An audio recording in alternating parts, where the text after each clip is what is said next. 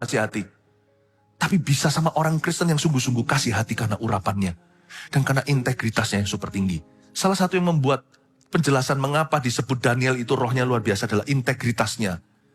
Tidak dimiliki oleh orang-orang dunia. Sepintar apapun meskipun mereka sepintar dia. Tahu nggak satu hal? Dunia ini krisis apa? Bukan krisis moneter. Dunia ini bukan krisis ekonomi. Di dunia ini ada satu krisis yang jawabannya ada di kemah orang Kristen.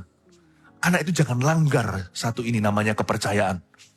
Kalau Anda punya ini aset, Anda tidak akan pernah gigit jari, tidak pernah unemployed forever. Orang yang bisa dipercayai, karena dunia ini krisisnya adalah krisis kepercayaan.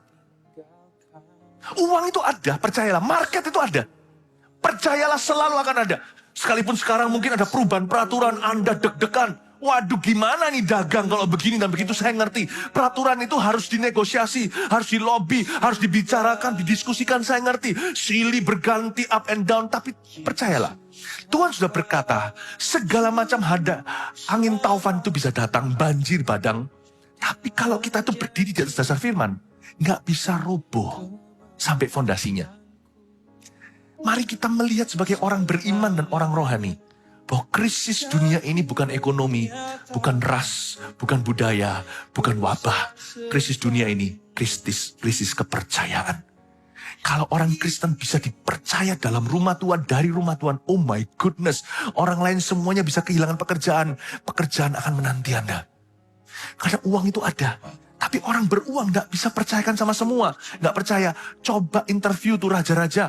Darius termasuk di sini. Dia tahu banyak orang pintar di kerajaannya. Tapi Daniel satu-satunya. Apanya yang satu-satunya? Integritasnya. Sama yang susuk satu ini. Entah gimana. Aku tahu dia gak akan menikah sama aku. Aku tahu dia ini orang yang benar-benar tulus. Seperti Firaun terhadap Yusuf. Mana ada orang yang punya roh bijaksana kayak kamu. Lebih baik kamu yang run Egypt. Lebih baik kamu yang mengelola Mesir. Emangnya Firaun tidak punya orang-orang ahli? Pelajaran di Mesir dulu itu edukasi pendidikannya aduhai tiada duanya. Makanya Musa ketika sebagai pangeran dia lari dari Mesir itu banyak keahliannya. Gak heran Tuhan kasih dia pekerjaan-pekerjaan menurut trainingnya. Musa itu bisa buat bangunan. Kalau gak percaya sampai hari ini pun masih menjadi keajaiban dunia. Piramid itu piye bangunnya? Gimana? Mesir itu tahu tentang bintang-bintang. Dia mengerti tentang binatang, tentang seni. Coba itu ukir-ukiran yang ada di piramid itu. Mesir tahu bagaimana tentang security mengamankan mumi. Teknologinya canggih untuk bisa membuat mayat pun hidup selama-lamanya seolah-olah. Dia bisa simpen hartanya. Dia ngerti ini itu. Mesir tahu bangunan, tahu perang. Dan Firaun berkata, nggak ada orang seperti kamu. Menurut saya, Yusuf pintar. Tapi dia bukan satu-satunya orang yang pintar. Yang membuat Firaun melirik dan berkata dalam krisis kepercayaannya sama semua. Karena Firaun tahu kalau dia noleh, bisa dibunuh dia, bisa dikudeta.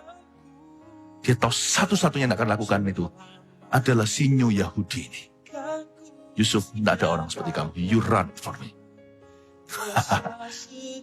Andai kata kita bisa melihat ini, tidak ada satu orang pun di sini takut krisis ekonomi. Karena selama tidak ada krisis kepercayaan di dalam dirimu, barang bagus itu cepat lambat akan ketahuan.